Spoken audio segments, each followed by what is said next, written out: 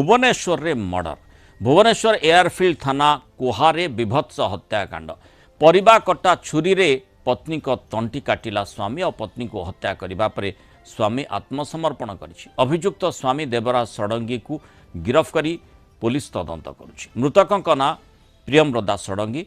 अभियुक्त Devraj retired senior account officer होइथिबा सूचना रही।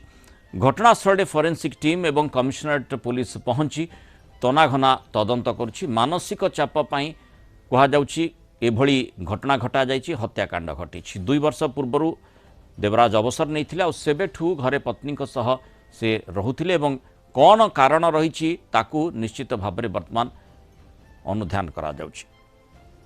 हत्याकांडर खबर पाई आम आसलु आईसी एयरफिल्ड सहित अच्छु स्पट एवं तदंत चली बर्तमान साइंटिफिक टीम आसिक तदंत कर स्पट विजिट चली एवं हत्याकांड स्पष्ट जना पड़नी एवं जेहेतु तदंत प्रक्रिया बर्तमान किसी कहीहबनी बर्तमान अटक रखाई बट तदंत चली तदंत पर जना पड़ो एक्चुअली कौन कारण कौन शिकार स्त्री